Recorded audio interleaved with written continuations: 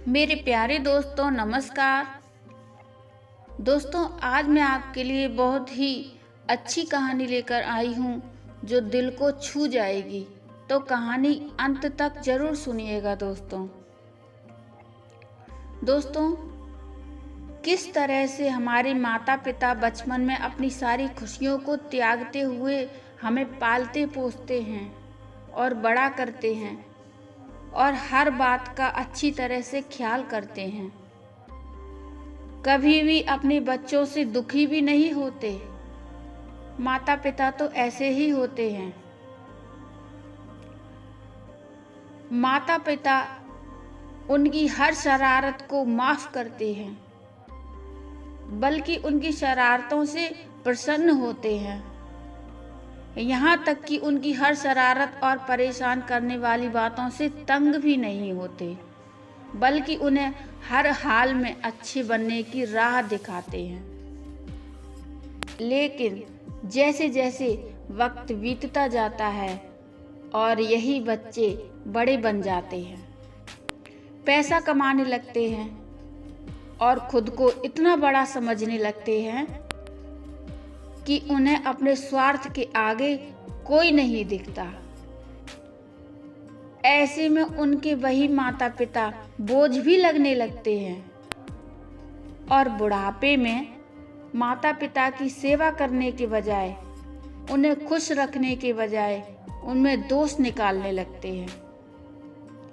ऐसे संतान होने ना होने के बराबर ही होते हैं, जो बुढ़ापे में अपने माता पिता की सेवा नहीं कर सकते, उन्हें 2 वक्त का खाना नहीं खिला सकते और 2 पल का समय निकालकर उनके साथ बैठ नहीं सकते, उनसे कुछ बातें नहीं कर सकते।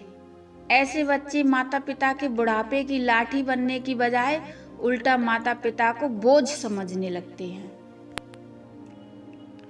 दोस्तों, जिस प्रकार माता पिता अपने बच्चों के वजूद के कारण होते हैं, फिर ऐसा क्यों है कि वही माता पिता उन्हीं बच्चों को बोझ लगने लगते हैं।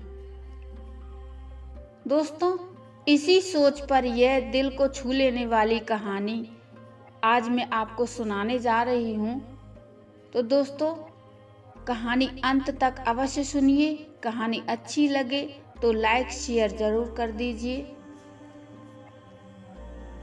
आइए कहानी को शुरू करते हैं।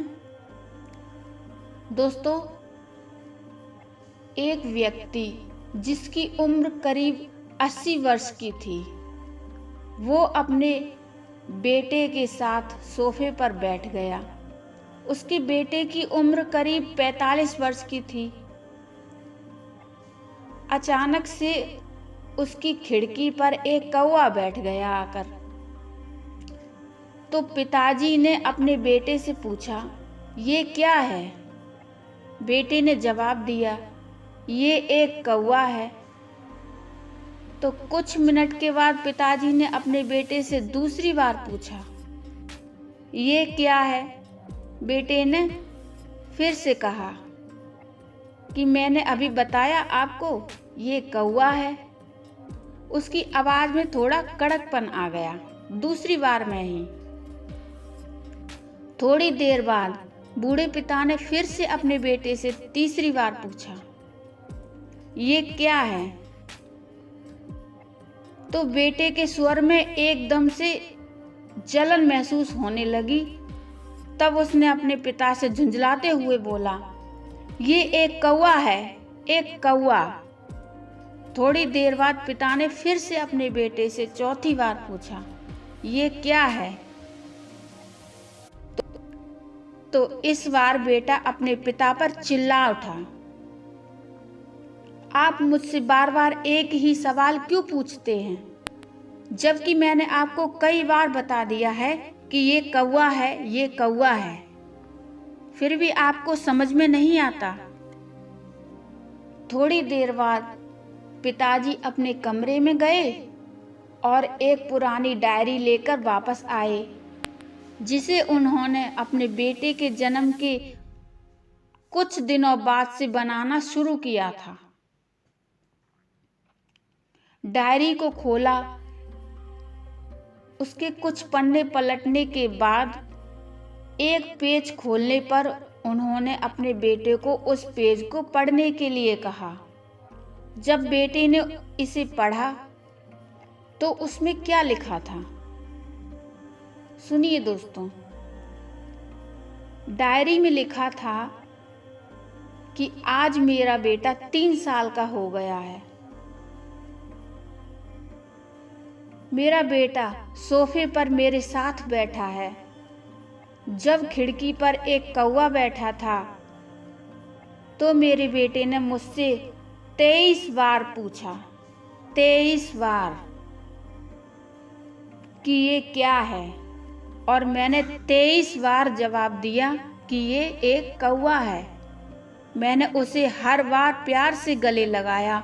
मुझे इस बात से बिल्कुल भी चिढ़न नहीं हुई कि मेरा बेटा कितनी भी बार मुझसे कुछ भी पूछे और मैं उसे बराबर जवाब दूंगा, जबकि छोटे बच्चे ने उससे 23 बार पूछा था। और आज जब पिता ने अपने बेटे से सिर्फ 4 बार यही सवाल पूछा तो बेटे को चिढ़ और गुस्सा महसूस हुआ। इसे पढ़कर उस बेटे को अपने किए गए व्यवहार का पता चल गया, जिससे वो मन ही मन बहुत शर्मिंदा हो रहा था। शायद उसे अब किए गए अपने बूढ़े पिता के प्रति व्यवहार पर शर्मिंदगी महसूस हो रही थी।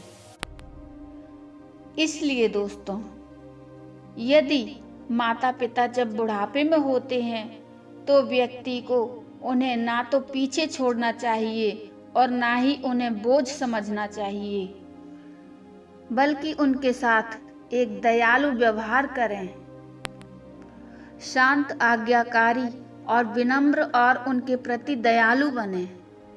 अपने माता पिता के प्रति विचारशील रहें। दोस्तों, आज ही इस बात को कहें कि मैं अपने माता पिता को हमेशा खुश देखना चाहता हूँ। जब से मैं छोटा बच्चा था उन्होंने मेरी देखभाल की। उन्होंने हमेशा मुझ पर अपने निस्वार्थ भाव से प्यार की वर्षा की। उन्होंने आज समाज में मुझे एक व्यक्ति के रूप में प्रस्तुत किया। मुझे एक अच्छा इंसान बनाने के लिए तूफान और गर्मी को भी नहीं देखा। दोस्तों, भगवान से यही प्रार्थना करें कि मैं अपने बूढ़े माता पिता की सर्वोत्तम तरीके से सेवा करूंगा। मैं अपने प्यारे माता पिता को सभी अच्छे और दयालु शब्द कहूंगा, कभी उनसे कड़वे शब्द नहीं बोलूंगा, चाहे वे कैसे भी व्यवहार करें। तो दोस्तों, आपको ये कहानी सुनने के बाद समझ में आ गया होगा कि इस कहानी का पर्याय क्या है। दोस्तों, आपको इस कहानी से क्या सीख मिलती है ये मुझे कमेंट में ज़रूर बताइए। कहानी अच्छी लगे तो लाइक कर दीजिए और चैनल को सब्सक्राइब कर दीजिए। तो मिलते हैं फिर एक और अच्छी सी कहानी के साथ। तब तक के लिए नमस्कार, धन्यवाद।